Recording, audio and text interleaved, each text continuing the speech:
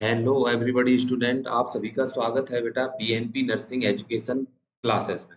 जैसा कि आपको पता है कि जो हम एमसीक्यू सेशन बेटा चला रहे हैं, ठीक है, उसी मुहिम को आगे बढ़ाते हुए बेटा एक बार फिर एक नई वीडियो के साथ आपके साथ हम रूबरू हो रहे हैं, एक नई थॉट, एक नई एनर्जी के साथ बेटा। ठीक है, आज की हमारी जो थॉट है बेटा वह है कि जो अपनी जिंदगी में कुछ पाना चाहते हैं, जो अपनी जिंदगी में कुछ पाना चाहते हैं, वो समुंदर में भी पत्थरों के पुल बना लेते हैं। बिल्कुल सही बात है बेटा। जिसने जिस स्टूडेंट ने बेटा, जिस इंसान ने अपने मन में ये ठान रखा है कि मुझे कुछ करके दिखाना है, मुझे अपने माँ-बाप के सपनों को पूरा करना है, मुझे अपने भाई-बहन के सपने को पूरा करना है, तो वो इंसान बेटा ध्यान रखना ज़रूर अपनी सफलता की तरफ बेटा ज़रूर आगे बढ़ता है और अपनी सफलता को या अपनी मंजिल को ज़रूर पाता है। तो हमें अपने अंदर बेटा ये विश्वास रखना है, ये दृढ़ संकल्प लेना है कि भई हमको नौकरी लगना है और 2023 में ही क्या करना है बेटा, हमें सफलता प्राप्त करनी है। ठीक है? तो ध्यान रखना बेटा कि जो अपनी ज़िंदगी में कुछ पाना चाहते हैं, वो समुद्र में भी पत्थरों के पुल बना लेते हैं। ठीक है? तो इसी थॉट के साथ, इसी जुनून के साथ एक बार फिर आपके सामने हम रूबरू हो रहे हैं बेटा, और ये रहा आप सभी का क्वेश्चन बेटा। पहला क्वेश्चन आपकी स्क्रीन पर। क्वेश्चन को पढ़ें और आंसर दें बेटा। बहुत ही इम्पोर्टेंट क्वेश्चन है बेटा। एग्ज़ाम में बार-बार रिपीटेड क्वेश्चन है, स्टार बनाकर चलना क्वेश्चन को, ठीक है? सारे क्वेश्चन बेटा एक से एक हैं, ठीक है? सारे क्वेश्चन एक से एक बढ़कर हैं, जो एग्ज़ाम में किसी ना किसी पिछले एग्ज़ामों में भी बेटा रिपीट हुए हैं और फिर आगे रिपीट होंगे, ठीक है? स्टैंडर्ड क्वेश्चन है। तो क्वेश्चन को एक बार रीड करते हैं बेटा और देखते हैं कि क्वेश्चन क्या कहता है। The ingestion of drug, the ingestion of drug during pregnancy, मतलब प्रेगनेंसी के दौरान एक महिला ने क्या किया है बेटा, ड्रग ली है। ठीक है, एक महिला ने क्या ली है, ड्रग ली है, is most likely to cause structural damage to the foetus during. बिल्कुल सही, मतलब एक महिला है और वो क्या है, प्रेग्नेंट है, और प्रेगनेंसी के अंदर क्या लेती है, एक ड्रग लेती है। क्या लेती है, एक ड्रग लेती है, और उसका बेबी है जो बेटा, उसका फीटस है, वो क्या हो जाता है, डैमेज हो जाता है। क्या हो जाता है, डैमेज हो जाता है। तो आपसे इस क्वेश्चन में बेटा सिर्फ इतना पूछा है कि जो वो महिला है प्रेगनेंसी में, वो मेडिसिन को, ड्रग्स को कब लेती है। ठीक है बेटा, तो यहाँ पर सिर्फ ये पूछा है कि कब लेती है, क्या एंटायर प्रेगनेंसी नहीं बेटा। एक चीज मैं आपको बता दूं कि बेटा बेबी पर कोई भी ड्रग्स प्रेगनेंसी के समय असर तब करेगी जब बेटा क्या होगा, बेबी के या फीटस के क्या बन रहे होंगे, ऑर्गन बन रहे होंगे। अब आपको ये पता होना चाहिए कि फीटस के जो ऑर्गन बनते हैं वो कौन से ट्राइमेस्टर में बनते हैं, वो कौन से ट्राइमेस्टर में बनते हैं। अगर आपको ये क्वेश्चन पता है तो इस क्वेश्चन का आंसर भी आप क्या करोगे बेटा, निकाल लोगे। ठीक है, तो यहाँ पर जो एंटायर प्रेगनेंसी, भाई पूरी प्रेगनेंसी में तो महिला बेटा ऐसा नहीं है कि भाई कंप्लीट प्रेगनेंसी कितने मंथ की होती है, 9 मंथ की, या पूरी प्रेगनेंसी मान लो 7 मंथ में अगर क्या ले रही है, वो ड्रग्स ले रही है, क्या वो असर बिल्कुल करेगी। लेकिन यहाँ पर बेटा एक स्पेसिफाई कराया है, ठीक है, क्या कराया है, स्पेसिफाई कराया है कि वो कौन सा ट्राइमेस्टर है। मैं ये नहीं कहता कि पूरी प्रेगनेंसी में लेनी चाहिए, नहीं लेनी चाहिए, लेकिन यहाँ पर इस ट्राइमेस्टर के अनुसार बेटा ये ऑप्शन अपना क्या है, गलत होगा। ठीक है बेटा, नेक्स्ट, भाई थर्ड ट्राइमेस्टर में, भाई थर्ड ट्राइमेस्टर कब से कब तक होता है बेटा, 29 वीक से 40 वीक तक का थर्ड ट्राइमेस्टर होता है। क्या इस वीक में, बिल्कुल नहीं बेटा। इस वीक में अगर महिला प्रेगनेंसी के अंदर बेटा कोई भी ड्रग ले रही है तो ड्रग अफेक्ट नहीं करेगी।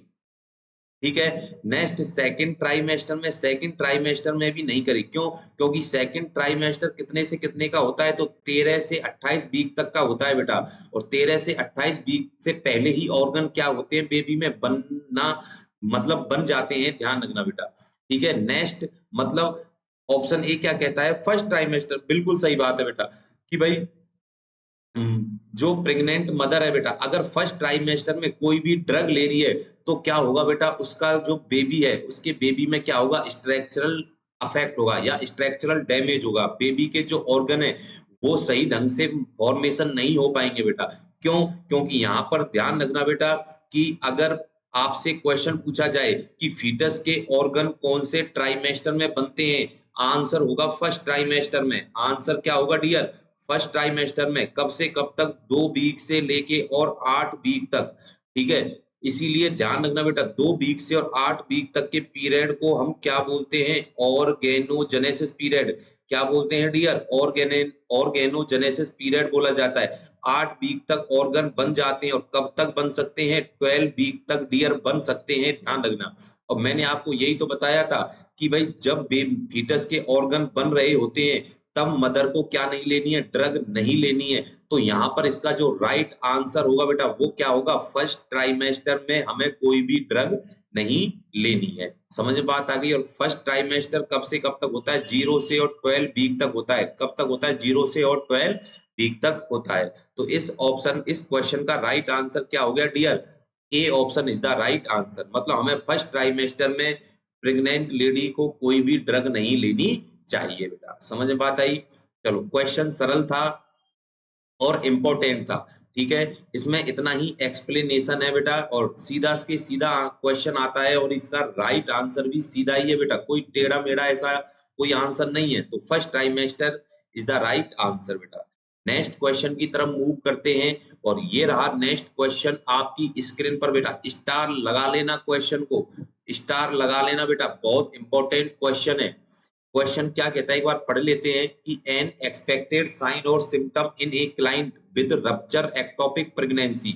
मतलब कि भाई देखो, एक सबसे पहले मैं आपको बताता हूं बेटा कि क्वेश्चन हमने पढ़ लिया, सीधा सीधा क्वेश्चन है बेटा कि रप्चर एक्टोपिक प्रेगनेंसी में कौन सा साइन एंड सिम्टम देखा जाता है। सिर्फ साइन एंड सिम्टम आपसे पूछ रहा है, सीधा आंसर है बेटा, ठीक है। सबसे पहले हम बेटा बात कर लेते हैं कि एक्टोपिक प्रेगनेंसी होती क्या है।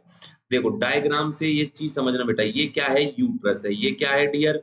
यूट्रस है, ठीक है। यूट्रस के बाद ये फैलोपियन ट्यूब है। ये क्या है? फैलोपियन ट्यूब है, ठीक है। ये क्या है बेटा? फिम्ब्रीन है। ये क्या है? फिम्ब्रीन है। और ये क्या है? ओवरी है, ठीक है। यहां से क्या हुआ? ओवम रिलीज हुआ, ठीक है। ओवम, ध्यान रखना बेटा, अगर आपसे पूछे जो स्पर्म है वो किसको फर्टिलाइज करता है, आंसर होगा सेकेंडरी oocyte को। आंसर क्या होगा डियर? सेकेंडरी oocyte को क्या करता है? फर्टिलाइज करता है। अब यहां से जैसे ही सेकेंडरी oocyte क्या हुआ? रिलीज हुआ, तो कहां पर आया? फैलोपियन ट्यूब में, ठीक है। फैलोपियन ट्यूब में ध्यान रखना बेटा कि कब तक रहता है? 4th डे तक क्या करता है बेटा? यहाँ पर ये कंसेप्शन का प्रोडक्ट रहता है जिसको आप क्या बोलते हो? मोरूला बोलते हो। क्या बोलते हो डियर? मोरूला। और 4th डे के लास्ट में और 5th डे के बेटा किसमें? शुरुआत में। ये जो मोरूला है ब्लास्टोसिस के रूप में कहां पर इम्प्लांट हो जाता है? टॉप ऑफ द फंडस या नियर ऑफ द बॉडी या posterior wall of the uterus. तीनों ही बेटा क्या है? इंपॉर्टेंट क्वेश्चन बताया है, और इम्प्लांटेशन की मोस्ट कॉमन साइट भी यही है, ठीक है। तो ध्यान रखना, अब 5वें दिन पर ये कहां पर इम्प्लांट हो जाएगा बेटा? टॉप ऑफ द फंडस पर या posterior wall of the uterus पर क्या हो जाएगा? इम्प्लांटेशन हो जाएगा। ये तो क्या है बेटा? एक नॉर्मल बात है जो प्रेगनेंसी में होती है, प्रेग्नेंट लेडी के होती है ना। अब मैं आपसे एबनॉर्मल बात करूं, और किसकी करूं डियर? एक्टोपिक प्रेगनेंसी की। एक्टोपिक प्रेगनेंसी का मतलब होता है कि भाई इम्प्लांटेशन यूट्रस में ना होकर, क्या बोल रहा हूं वो सुनना बेटा, कि implantation outside of uterus. Uterus के कहां पर हो बेटा? बाहर हो। अब यूट्रस के बाहर मतलब कहां पर हो जाए? फैलोपियन ट्यूब में हो जाए, सर्विक्स में हो जाए, ठीक है, वेजाइना पर हो जाए, ठीक है, या फिर पेरिटोनियम या पेरिटोनियम कैविटी में हो जाए। ये सारे क्या है बेटा? आउटसाइड है, किससे? यूट्रस से। अब नॉर्मली तो इम्प्लांटेशन कहां पर होना चाहिए? यूट्रस में, लेकिन एक्टोपिक प्रेगनेंसी में इम्प्लांटेशन कहां हो जाता है डियर? यूट्रस से बाहर होता है, उसी को हम क्या बोलते हैं? एक्टोपिक प्रेगनेंसी बोला जाता है। अब मैं आपको बताऊं भाई, यूट्रस में ना होकर कहां पर हो जाए? फैलोपियन ट्यूब में। यहीं पर क्या हो गया बेटा? कंसेप्शन का प्रोडक्ट इम्प्लांटेशन हो गया। यहीं पर क्या हो गया? इम्प्लांटेशन हो गया। तो इसको हम क्या बोलेंगे? एक्टोपिक प्रेगनेंसी बोलेंगे। समझ बात आई? नेक्स्ट ये पूछा जाता है कि मोस्ट कॉमन साइट क्या होती है एक्टोपिक प्रेगनेंसी की? आंसर होगा बेटा फैलोपियन ट्यूब। भाई फैलोपियन ट्यूब है, फैलोपियन ट्यूब में भी आपको बेटा स्पेसिफाई करा ले कि मोस्ट कॉमन साइट कौन सी है? एम्प्यूला है डियर। कौन सी है? एम्प्यूला है मोस्ट कॉमन साइट, ठीक है। अब आपसे यहां पर क्वेश्चन पूछ सकता है कि भाई मोस्ट कॉमन कॉज क्या होगा एक्टोपिक प्रेगनेंसी का? आपको लिखना है बेटा फ्रीक्वेंटली पीआईडी, फ्रीक्वेंटली पीआईडी मतलब बार बार अगर महिला को क्या हो रही है, पीआईडी हो रही है, तब ये क्या करवा सकता है, एक्टोपिक प्रेगनेंसी करवा सकता है। नेक्स्ट क्वेश्चन ये पूछा जा सकता है कि classical sign and symptom, classical sign and symptom ectopic pregnancy, ectopic pregnancy का क्लासिकल साइन सिम्टम क्या होगा? आंसर क्लासिकल साइन सिम्टम क्या होगा डियर, किसका? एक्टोपिक प्रेगनेंसी का। एक्टोपिक प्रेगनेंसी का क्लासिकल साइन सिम्टम होगा excessive vaginal bleeding, excessive vaginal bleeding, excessive vaginal bleeding क्या होगा डियर इसका? क्लासिकल साइन सिम्टम होगा। ध्यान रखना बेटा क्या होगा? Classical sign symptom. नेक्स्ट आपसे पूछ ले बेटा classical tried, classical tried of the ectopic pregnancy, ectopic pregnancy का क्लासिकल ट्राइड का मतलब 3 साइन सिम्टम। पहला ध्यान रखना एमनूरिया, पहला क्या होगा डियर? एमनूरिया होगा। सर कितने परसेंट? 70% होगा। दूसरा आपसे पूछ ले कि दूसरा क्लासिकल ट्राइड क्या होगा, तो दूसरा होगा बेटा वेजाइनल ब्लीडिंग। क्या होगा? वेजाइनल ब्लीडिंग या एक्सेसिव ब्लीडिंग। आपसे पूछ ले कितना? 75%। क्या होगा? 75%। तीसरा क्लासिकल ट्राइड है वो है बेटा lower abdominal pen, lower abdominal pen, और लोअर एब्डोमिनल पेन मतलब 100% बेटा क्या होगा? 100%। तो यहाँ पर ध्यान रखना बेटा जो मैंने क्लासिकल साइन सिम्टम बताया था वो कैसा है बेटा? सेकंड मोस्ट कॉमन है। कैसा है? Second most common. अगर आपसे बेटा फर्स्ट क्लासिकल साइन सिम्टम पूछ ले तो क्या होगा? लोअर एब्डोमिनल पेन होगा डियर। क्या होगा? लोअर एब्डोमिनल पेन होगा मोस्ट कॉमन क्लासिकल या first classical sign symptom ectopic pregnancy का लोअर एब्डोमिनल पेन। सेकंड अगर पूछ ले एक्सेसिव ब्लीडिंग। ठीक है, अगर तीनों क्लासिकल ट्राइड पूछ ले और एक्सेप्ट करके आपसे बेटा क्वेश्चन पूछे तो आंसर ध्यान रखना इन तीनों के अलावा जो ऑप्शन होगा वही इसका राइट आंसर होगा। तो बताओ बेटा एक क्वेश्चन में कितने क्वेश्चन आपको मैंने यहाँ पर करवा दिए, और सिर्फ इस क्वेश्चन में बेटा आपसे इतना ही पूछा है कि भाई जो साइन सिम्टम है, एक्सपेक्टेड साइन सिम्टम है वो क्या होगा। अब यहाँ पर देख लेना बेटा एक्टोपिक प्रेगनेंसी का आपसे नहीं पूछा है, भाई जो एक्टोपिक प्रेगनेंसी है वो क्या हो गई है बेटा? रप्चर हो गई है। और रप्चर होगी तो क्या होगा बेटा? ऑप्शन पढ़ लेते हैं। एक्सटेंसिव वेजाइनल ब्लीडिंग, बिल्कुल एक्सटेंसिव एक्सटर्नल ब्लीडिंग हो सकता है, लेकिन अभी अपना इस ये ऑप्शन नहीं है बेटा। आगे और पढ़ते हैं। सडन हाइपरटेंशन नहीं बेटा, हाइपरटेंशन थोड़ी होता है, हाइपोटेंशन होगा। ठीक है, नेक्स्ट है इंक्रीज ब्लड ग्लूकोज लेवल, ये तो बकवास है बेटा। अब ऑप्शन आपके पास कौन कौन से बचे बेटा? बी और डी। अब मैंने आपको बताया था कि जो क्लासिकल या एक्सपेक्टेड जो साइन सिम्टम होगा वो क्या होगा? लोअर एब्डोमिनल पेन होगा। क्या होगा? Lower abdominal pain. तो मतलब अपना B option is the right answer होगा बेटा, B option is the right answer. ठीक है बेटा, पहले मैंने आपको थोड़ी सी इसकी थ्योरी के बारे में चर्चा करी और आंसर बेटा आपके सामने खुद ब खुद निकल के आ गया। ठीक है, तो sudden एक्सक्रूसिएटिंग pain in the lower abdominal, ectopic pregnancy के रप्चर होने पर पेशेंट को बहुत ज्यादा पेन होता है। ध्यान रखना बेटा, ठीक है, बहुत ज्यादा पेन होता है। तो B option is the right answer होगा बेटा। ठीक है, जितने भी क्वेश्चन मैंने बताए हैं बेटा नोट डाउन कर लेना, बहुत ज्यादा इंपॉर्टेंट है। और अगर आप बेटा वीडियो देखते हो तो इनके बेटा की पॉइंट बनाते चलना। ठीक है, एग्जाम में बहुत ज्यादा आपको बेटा फायदा मिलेगा इन की पॉइंटों से। ठीक है, तो चलो नेक्स्ट क्वेश्चन की तरफ मूव करते हैं बेटा। और ये रहा नेक्स्ट क्वेश्चन आपकी स्क्रीन पर। बहुत अच्छा क्वेश्चन और ट्रिकी क्वेश्चन है, ध्यान रखना बेटा। कैसा क्वेश्चन है? ट्रिकी क्वेश्चन है। ठीक है, तो गलत ना करें बेटा, इस क्वेश्चन को गलत ना करें, इंपॉर्टेंट क्वेश्चन है, सावधानी से पढ़ें और बेटा आराम से इसका आंसर मेंशन करना है आपको। ठीक है, क्वेश्चन क्या है कि ए प्रेग्नेंट क्लाइंट, एक प्रेग्नेंट क्लाइंट है, आस्क द नर्स, नर्स से पूछती है हाउ स्मोकिंग विल अफेक्ट, मतलब कि स्मोकिंग कैसे अफेक्ट करती है बेबी को। ठीक है, स्मोकिंग कैसे अफेक्ट करती है बेबी को। तो नर्स क्या आंसर देगी बेटा इस स्टेटमेंट का? अपनी नॉलेज के आधार पर इस स्टेटमेंट का क्या आंसर देगी? भाई अगर महिला है प्रेगनेंसी में स्मोकिंग करती है तो क्या आंसर देगी बेटा? अब मैं आपको यहाँ पर बेटा इसकी फिजियोलॉजी बता दूं। देखो, जो अगर बेटा स्मोकिंग जो भी करता है, चेन स्मोकर जो होता है, ठीक है। स्मोकिंग के अंदर मतलब सिगरेट के अंदर बेटा क्या प्रेजेंट होती है, निकोटिन प्रेजेंट होती है डियर, क्या प्रेजेंट होती है, निकोटिन। और जो निकोटिन होती है वो अपनी ब्लड वेसल्स को क्या करवा देती है, वैसो कॉन्स्ट्रिक्शन करवा देती है। ठीक है, किसका करवा देती है, ब्लड वेसल्स का करवा देती है, किसका करवा देती है, ब्लड वेसल्स का।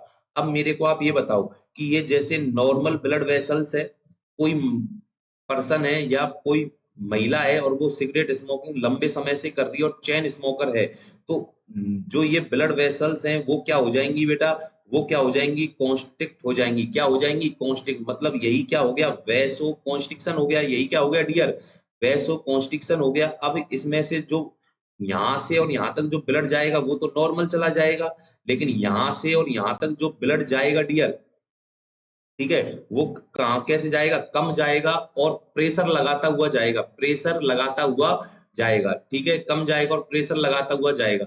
अब अगर भाई स्मोकिंग करने से क्या होता है, ब्लड वेसल्स क्या हो जाती है, वैसो कॉन्स्ट्रिक्शन हो जाती है, और वैसो कॉन्स्ट्रिक्शन होगी तो मतलब ऑर्गन को क्या पहुंच पाएगा बेटा, ऑर्गन को जो ब्लड है बेटा वो क्या पहुंच पाएगा, कम पहुंच पाएगा, और ऑर्गन को ब्लड कम पहुंच पाएगा तो इसका मतलब क्या है, कार्डियक आउटपुट भी क्या होगा डियर, कम होगा। कार्डियक आउटपुट कम होने के कारण ब्लड ऑर्गन को क्या पहुंच पा रहा है, कम पहुंच पा रहा है। ठीक है, जिससे क्या होगा बेटा, प्रॉपर अमाउंट में। अब इसी को आगे बढ़ाएं, जिससे क्या होगा, प्रॉपर अमाउंट में। ठीक है बेटा, फीटस को क्या नहीं मिल पाएंगे, न्यूट्रेंट नहीं मिल पाएंगे, फीटस को क्या नहीं मिल पाएंगे, न्यूट्रेंट नहीं मिल पाएंगे, और न्यूट्रेंट नहीं मिल पाए, ऑक्सीजन नहीं मिल पाई, ग्लूकोज नहीं मिल पाई, प्रोटीन नहीं मिल पाई, जिससे बच्चा क्या होगा बेटा, माल न्यूट्रिशन में जाएगा बेटा, किस में जाएगा, माल न्यूट्रिशन में जाएगा। ठीक है, माल न्यूट्रिशन में, या बेटा लो बर्थ वेट होगा, बेबी क्या होगा, लो बर्थ वेट होगा। ठीक है, लो बर्थ वेट होगा।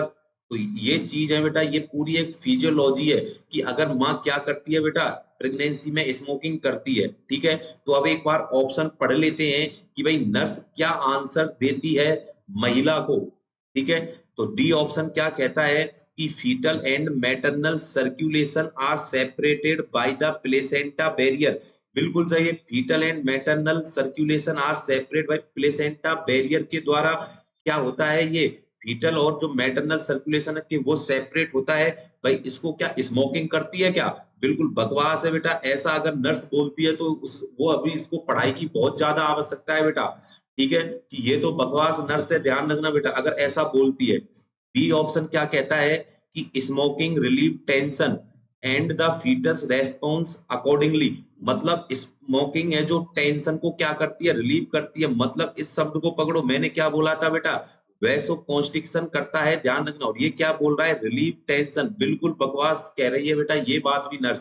ठीक है, नेक्स्ट ये ऑप्शन क्या कहता है, placenta is permeable to a specific substance. मतलब कुछ सबस्टेंसों के लिए प्लेसेंटा क्या है, परमिएबल है। मतलब ऐसा कब होगा, जब महिला स्मोकिंग करेगी। बिल्कुल, ऐसे को तो डिग्री वापस ले लो बेटा, ऐसी महिला की डिग्री आप वापस ले लो अगर ऐसा बोलती है।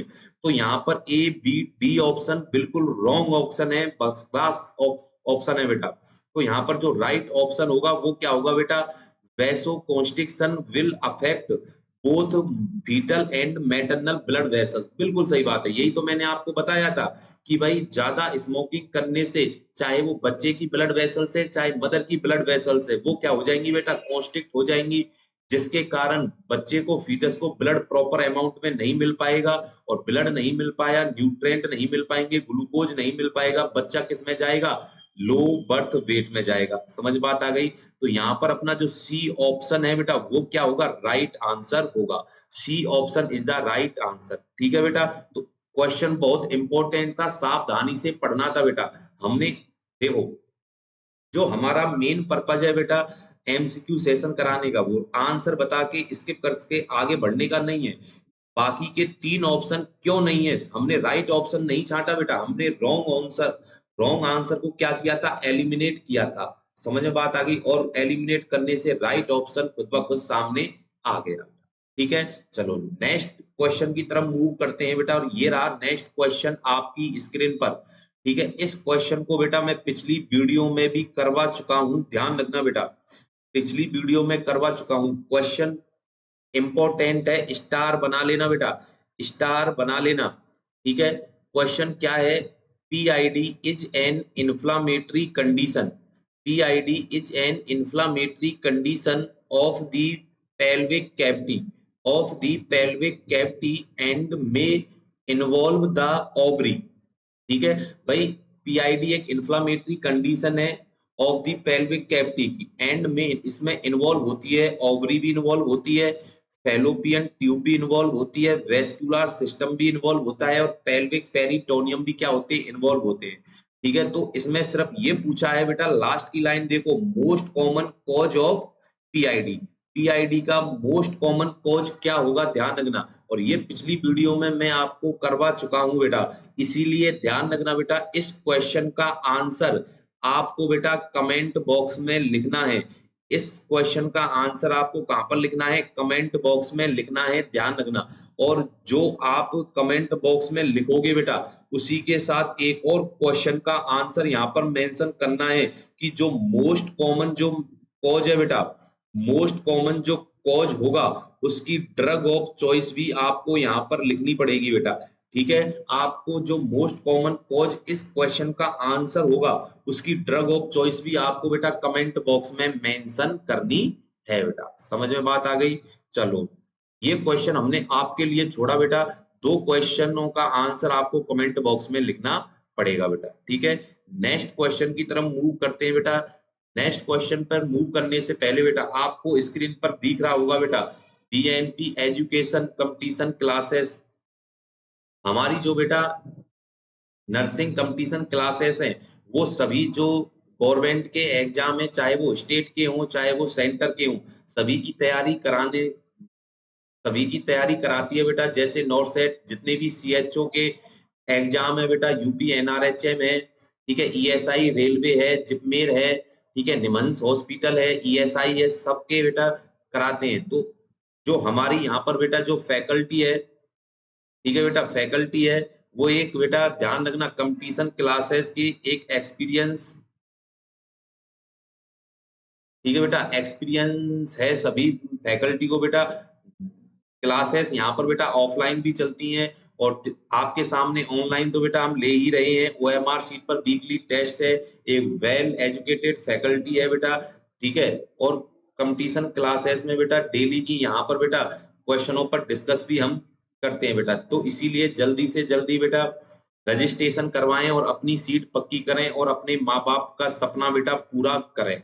ठीक है, चलो नेक्स्ट क्वेश्चन की तरफ मूव करते हैं बेटा। ये रहा नेक्स्ट क्वेश्चन आपकी स्क्रीन पर। क्वेश्चन को ध्यान से पढ़ें, कंसेप्ट बेस्ड क्वेश्चन है बेटा। ये जो क्वेश्चन है कंसेप्ट बेस है, अगर आपका कंसेप्ट क्लियर है तो इसका क्वेश्चन आप आंसर दे सकते हो क्वेश्चन का बेटा। ठीक है, इसको कंसेप्ट के हिसाब से ही आपको बेटा करवाएंगे, इस क्वेश्चन को ध्यान रखना। चलो एक बार क्वेश्चन पढ़ते हैं। एक 12 पाउंड 12 पाउंड बेबी गर्ल, एक 12 पाउंड की बेबी गर्ल डिलीवर्ड हुई है बेटा, किससे, एलएससीएस से, और उसकी मदर को क्या था, डायबिटीज था। तो priority assessment of infant would be for, मतलब ये पूछा है कि एक डायबिटिक मदर है, एलएससीएस से उसके एक बेबी गर्ल हुई है, 12 पाउंड की है, तो उसको कौन सा साइन सिम्टम उसकी बेबी में दिखाई देगा। चलो बेटा, इसको अब हम कंसेप्ट बेस देखते हैं बेटा। इस क्वेश्चन को सुनना ध्यान से। क्वेश्चन में देखो बेटा, मान लो कि एक डायबिटीज मदर है, कौन है बेटा, डायबिटीज मदर है।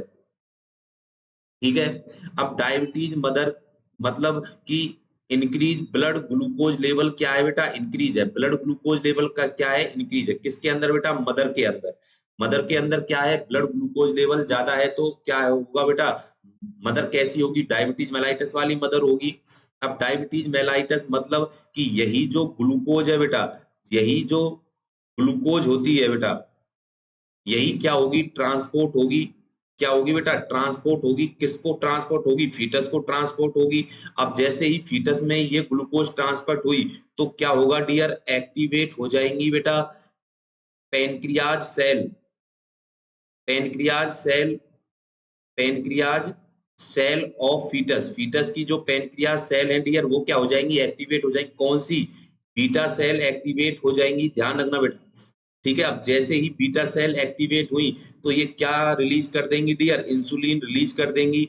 क्या रिलीज कर देंगी, इंसुलिन रिलीज कर देंगी। अब जैसे ही इंसुलिन रिलीज हुआ तो इंसुलिन बेटा क्या करेगा, इंसुलिन ठीक है बेटा ट्रांसपोर्ट कराएगा, किसको ट्रांसपोर्ट कराएगा बेटा, ग्लूकोज को। ग्लूकोज को कहां से बेटा, कहां से ट्रांसपोर्ट कराएगा डियर, कहां से ट्रांसपोर्ट कराएगा, ब्लड से to cell, cell in foetus, foetus की सेल में, ठीक है, और फीटस के ब्लड से ही ग्लूकोज को कहां पर ले जाएगा डियर, ब्लड से कहां पर ले जाएगा, सेल में ले जाएगा। मैं ये कंसेप्ट आपको समझ में आया बेटा, यहां तक देखो, डायबिटीज मदर है, ब्लड ग्लूकोज लेवल ज्यादा है तो ग्लूकोज ट्रांसपोर्ट होगा बेटा फीटस में, और जैसे ही फीटस में ग्लूकोज पहुंचेगा तो फीटस की जो पैनक्रियाटिक सेल है जो बेटा कौन सी, बीटा सेल, वो क्या हो जाएंगी, एक्टिवेट हो जाएंगी और क्या रिलीज करेंगी, इंसुलिन रिलीज करेंगी। इंसुलिन क्या करेगा, ये मतलब फीटस के अंदर है, ध्यान रखना डियर, और फीटस का जो इंसुलिन वो क्या करेगा बेटा, ट्रांसपोर्ट करेगा ग्लूकोज को, कहां से, ब्लड से और सेल्स में। अब एक बात बताओ कि जैसे ही बेटा ब्लड से सेल्स में क्या जाएगा बेटा, ग्लूकोज जाएगा, तो ब्लड के अंदर ग्लूकोज का लेवल क्या हो जाएगा डियर, कम हो जाएगा, क्या हो जाएगा, कम हो जाएगा। फीटस के अंदर, किसके अंदर, ब्लड ग्लूकोज लेवल कम हो जाएगा भाई, ग्लूकोज को तो कहां ब्लड से उठाकर कहां पर भेज दिया बेटा, इंसुलिन ने सेल्स में भेज दिया, तो ब्लड के अंदर ग्लूकोज का लेवल क्या होगा, कम होगा, और जैसे ही ब्लड ग्लूकोज लेवल कम होगा उस कंडीशन को हमने क्या बोल दिया डियर, हाइपोग्लाइसेमिया। क्या बोल दिया डियर, हाइपोग्लाइसेमिया बोल दिया। अब ब्लड के अंदर तो ग्लूकोज लेवल ज्यादा है, लेकिन कहां पर ज्यादा है बेटा, ग्लूकोज कहां पर ज्यादा है, सेल्स के अंदर ज्यादा है बेटा, कहां पर ज्यादा है, सेल्स के अंदर, तो सेल्स के अंदर ज्यादा है तो इसीलिए बॉडी वेट भी क्या होगा बेटा, बेबी का बॉडी वेट इंक्रीज होगा, और बॉडी वेट इंक्रीज है तभी तो बेटा बेबी गर्ल कितने वेट की है, 12 पाउंड की है, इसीलिए कौन क्वेश्चन में यही तो मेंशन था बेटा कि 12 पाउंड के, तभी तो क्या हुआ भाई, पूरा ग्लूकोज इंसुलिन ने उठाकर कहां पर भेज दिया, ब्लड सेल्स के अंदर भेज दिया, तो ब्लड में क्या हो गया, कम हो गया। तो इसका राइट आंसर तो क्या हो गया बेटा, सीधा क्या सीधा ए option is the right answer होगा, कि जो इन्फेंट के अंदर असेसमेंट होगा वो क्या होगा बेटा, हाइपोग्लाइसेमिया होगा। किसका पूछा है, इन्फेंट का ही पूछा है बेटा, ठीक है। अब दूसरा, सेप्सिस, बिल्कुल सेप्सिस होने के बिल्कुल चांस है बेटा, लेकिन हमें तो किसका देखना था, मेन प्रायोरिटी पूछी थी, तो ध्यान रखना बेटा, हाइपोग्लाइसेमिया, हाइपरग्लाइसेमिया नहीं होता है, मैंने अभी आपको कंसेप्ट बता दिया, ठीक है, हाइपोग्लाइसेमिया होता है बेटा, तो ये ऑप्शन गलत है।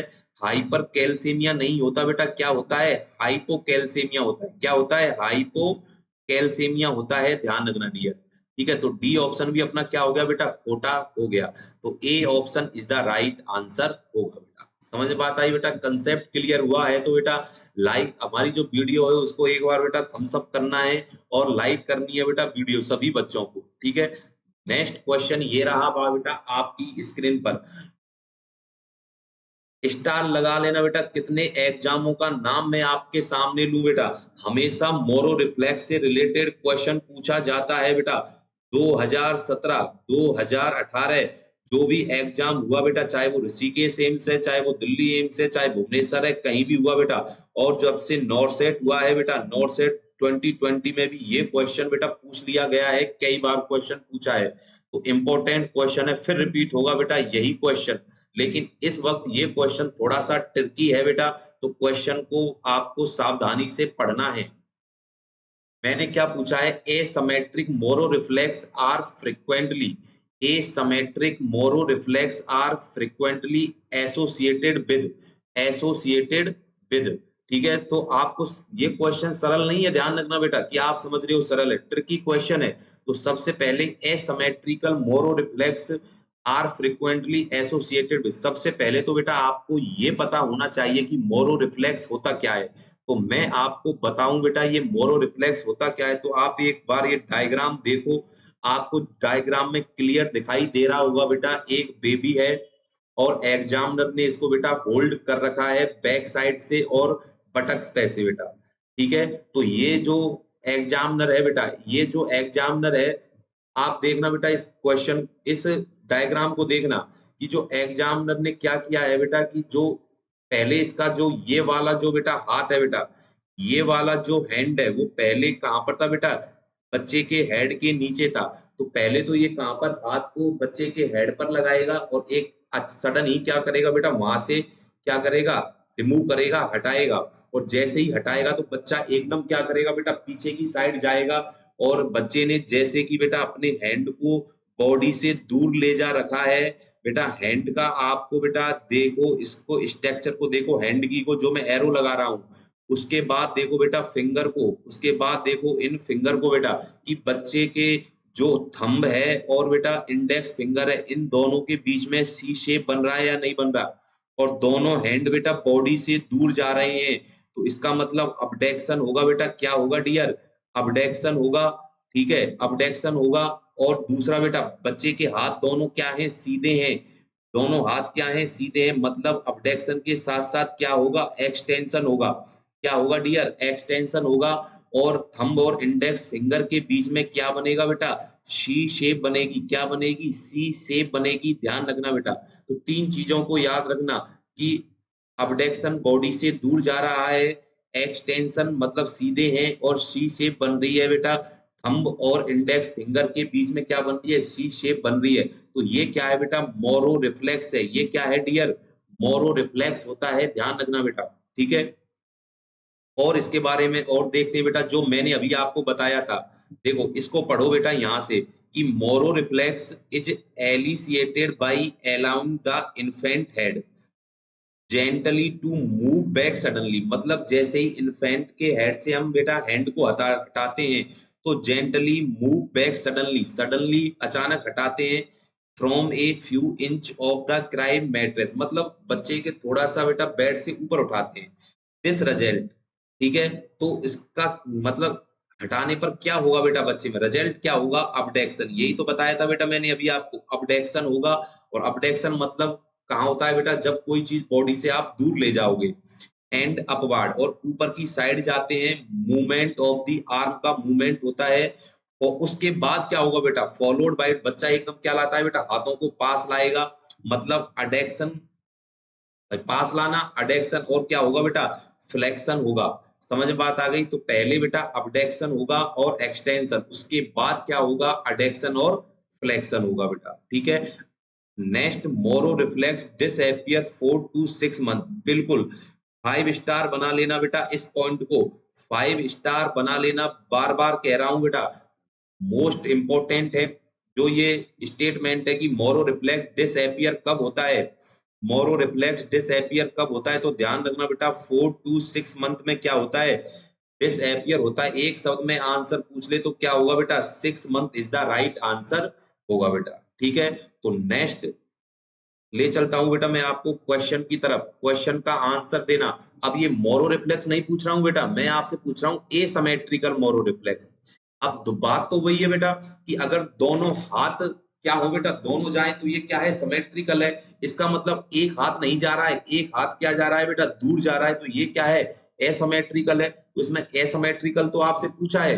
अब ये एसिमेट्रिकल जो हो रहा है बेटा, किस कंडीशन के कारण हो रहा है, वो आपसे पूछा है, ठीक है बेटा। तो कौन सी कंडीशन देखते हैं, डाउन सिंड्रोम, बिल्कुल नहीं बेटा, डाउन सिंड्रोम में नहीं होता। क्रेनियल नर्व डैमेज में, क्रेनियल नर्व डैमेज में तो होता ही नहीं बेटा। कौन सी नर्व डैमेज होती है, तो उससे तो अलग अलग क्या होंगी, रिफ्लेक्स आएंगे। तो बी ऑप्शन भी अपना क्या है, खोटा हो गया। Injury to cerebrum and cerebellum, मतलब अगर मान लो हेड इंजरी हुई और या ब्रेन ट्यूमर हुआ, जिससे सेरिब्रम अफेक्ट हुआ और सेरिबेलम अफेक्ट हुआ, तो कौन सी कंडीशन में कौन सा रिफ्लेक्स आएगा, तो ध्यान रखना डियर, सिमेट्रिकल रिफ्लेक्स आएगा। क्या आएगा, सिमेट्रिकल रिफ्लेक्स होगा बेटा। ये क्या होगा, सिमेट्रिकल रिफ्लेक्स होगा। तो हमने तो क्या पूछा है, एसिमेट्रिकल है, तो सी ऑप्शन भी अपना क्या हो गया, रॉन्ग हो गया। डी ऑप्शन क्या है, injury to brachial plexus clavicle and humerus, बिल्कुल सही बात है। या तो ह्यूमरस में कोई अफेक्ट आया है, क्लेविकल में अफेक्ट आया है बेटा, या फिर ब्रेकियल प्लेक्सस में क्या हुआ है, इंजरी हुई है, जिसके कारण जैसे मान लो भाई एक हाथ ही तो एक हाथ में हुआ, तो एक हाथ क्या नहीं होगा बेटा, बॉडी से दूर नहीं जाएगा, सिर्फ एक हाथ ही क्या जाएगा बेटा, बॉडी से दूर जाएगा बच्चे का। जैसे कि सर डायग्राम में देखो भाई, ये मानो ये हाथ क्या है, नॉर्मल है बेटा, क्या है, फ्लेक्शन है। और ये हाथ क्या जा रहा है, सिर्फ बॉडी से दूर जा रहा है, तो इसको तो हम क्या बोलेंगे बेटा, एसिमेट्रिकल बोलेंगे। क्या बोलेंगे, एसिमेट्रिकल बोलेंगे। अगर ये दोनों हैंड दूर जा रहे हैं तो इसको क्या बोलेंगे बेटा, सिमेट्रिकल। इसको क्या बोलेंगे डियर हम, सिमेट्रिकल बोलेंगे। समझ में बात आ रही है बेटा? तो इस क्वेश्चन का राइट आंसर क्या होगा बेटा? D option is the right answer होगा बेटा। बताओ क्वेश्चन में मजा आया या नहीं आया बेटा? तो दो क्वेश्चन यहां से बने। अगर आपसे पूछ ले कि समेट्रिकल क्वेश्चन पूछ ले, समेट्रिकल मोरो रिफ्लेक्स कब सीन होता है या कब दिखाई देता है? आंसर होगा बेटा हेड इंजरी के केस में। हेड इंजरी के केस में अगर मान लो सेरिब्रम और सेरिबेलम क्या हुए हैं बेटा? अफेक्ट हुए हैं, तब क्या होगा? समेट्रिकल रिफ्लेक्स होगा। अगर ब्रेकियल प्लेक्सस अफेक्ट हुआ है तो क्या होगा डियर? एसिमेट्रिकल रिफ्लेक्स होगा, जैसे कि इस क्वेश्चन में पूछा गया था। और इस क्वेश्चन का राइट आंसर है बेटा D option is the right answer होगा। समझ में बात आई बेटा? चलो नेक्स्ट क्वेश्चन की तरफ मूव करते हैं बेटा। और ये रहा नेक्स्ट क्वेश्चन आपकी स्क्रीन पर। क्वेश्चन को पढ़ें और आंसर दें बेटा। बहुत इंपॉर्टेंट क्वेश्चन है, ध्यान रखना। ठीक है, क्वेश्चन क्या है बेटा? ए प्रेग्नेंट क्लाइंट है concern about see gaining weight. मतलब एक जो प्रेग्नेंट क्लाइंट है वो कंसर्न कर रही है कि उसका जो वेट गेन हो रहा है बेटा, कब हो रहा है? ड्यूरिंग द प्रेगनेंसी के दौरान। तो nurse explain that the largest part of the weight gain during pregnancy because. सिर्फ ये पूछा है कि सबसे ज्यादा वेट किसका बढ़ता है प्रेगनेंसी में?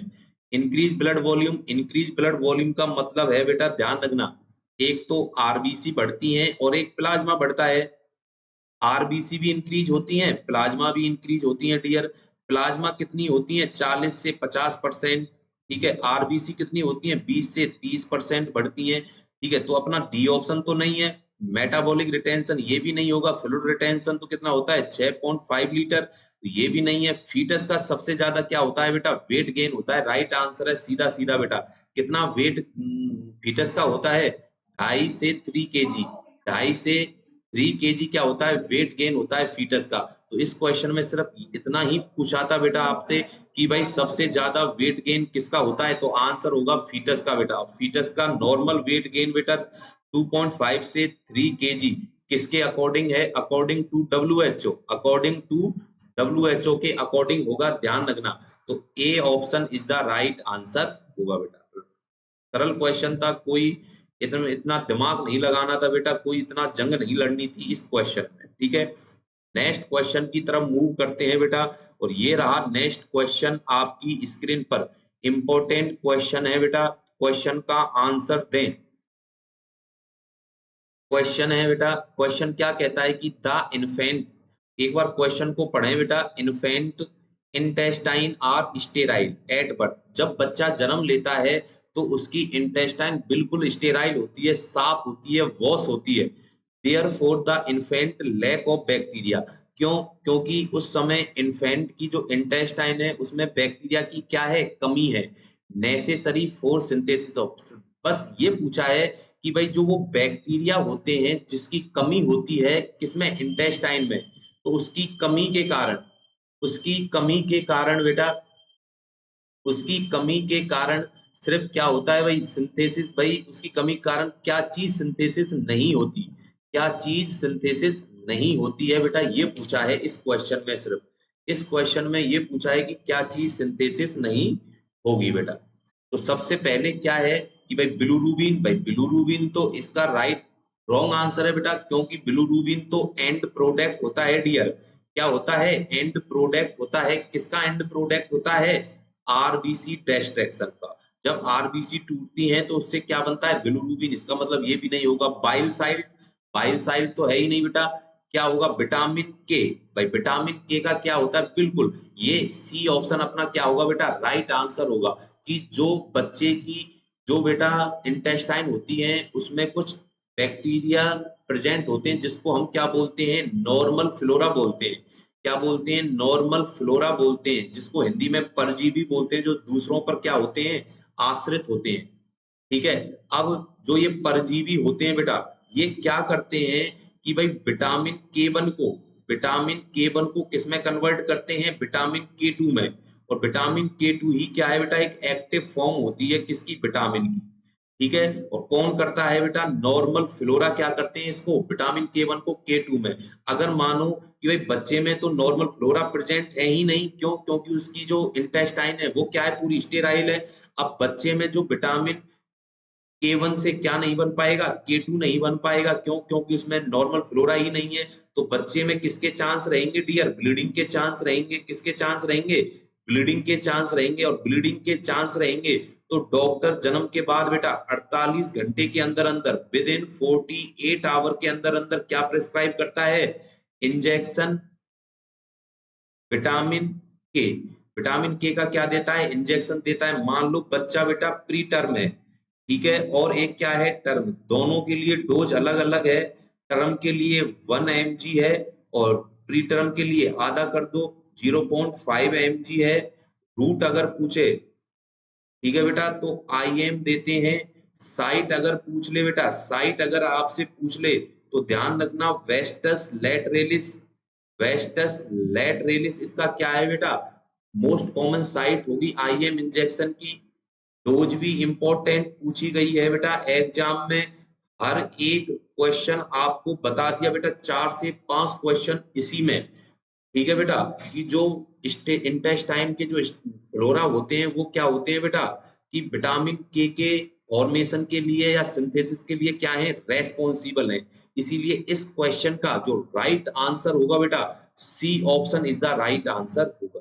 दूसरा है बेटा, एक चौथा ऑप्शन भी पढ़ लेते हैं, इंट्रिंसिक फैक्टर। इंट्रिंसिक फैक्टर भी अपना रॉन्ग आंसर है बेटा, क्यों, क्योंकि इंट्रिंसिक फैक्टर बेटा जो स्टोमक के अंदर बेटा जो पेराइटल सेल होती हैं डियर, क्या होती हैं, पेराइटल सेल होती हैं, उसका वो सीक्रेट करती हैं बेटा, किसको, इंट्रिंसिक फैक्टर को क्या करती हैं, सीक्रेट करती हैं। और जो इंट्रिंसिक फैक्टर है वो रेस्पॉन्सिबल होता है डियर, किसके लिए, एब्जॉर्प्शन के लिए। किसके लिए रेस्पॉन्सिबल होता है, एब्जॉर्प्शन के लिए। सर किसके एब्जॉर्प्शन के लिए, विटामिन B12 के एब्जॉर्प्शन के लिए। और विटामिन B12 का एब्जॉर्प्शन कहां पर होता है, तो ध्यान रखना इलियम में होता है, स्मॉल इंटेस्टाइन की इलियम में। ठीक है। और अगर मानो बेटा कि इंट्रिंसिक फैक्टर रिलीज नहीं हो तो क्या नहीं होगा बेटा, एब्जॉर्प्शन नहीं हो पाएगा विटामिन B12 का। अगर विटामिन B12 का एब्जॉर्प्शन इंटेस्टाइन में नहीं हो पाया तो इस प्रकार की कंडीशन को या एनीमिया को हम क्या बोलते हैं डियर, परनीसियस एनीमिया बोलते हैं। क्या बोलते हैं, परनीसियस एनीमिया बोला जाता है बेटा। समझ में बात आ गई। तो जितने भी क्वेश्चन, एक क्वेश्चन से बताओ बेटा 7 से 8 क्वेश्चन हमको करने को मिले और ये सारे क्वेश्चन एग्जाम में पूछे जाते हैं बेटा। ठीक है। एक और क्वेश्चन यहाँ पर याद आ रहा है बेटा मेरे को कि भाई परनीसियस एनीमिया को या विटामिन B12 के एब्जॉर्प्शन को एनीमिया कहो या विटामिन B12 का एब्जॉर्प्शन बोलो बेटा, या विटामिन B12 के एब्जॉर्प्शन को डिटेक्ट करने के लिए कौन सा टेस्ट करते हैं, आंसर होगा सीलिंग टेस्ट। आंसर क्या होगा डियर, सीलिंग टेस्ट होगा। ध्यान रखना, स्टार बना लेना इसी क्वेश्चन को बेटा, स्टार बना लेना। इस क्वेश्चन में हमने बेटा 8 से 10 क्वेश्चन कर लिए, ध्यान रखना, जो बहुत ज्यादा इंपॉर्टेंट साबित होंगे बेटा आपको किसी भी एग्जाम के लिए। ठीक है। तो आज के लिए बेटा इतना ही, फिर नेक्स्ट मिलेंगे बेटा एक नई वीडियो के साथ, एक नए MCQ सेशन के साथ फिर मुलाकात होगी बेटा आपसे। तब तक के लिए बेटा थैंक यू, बाय।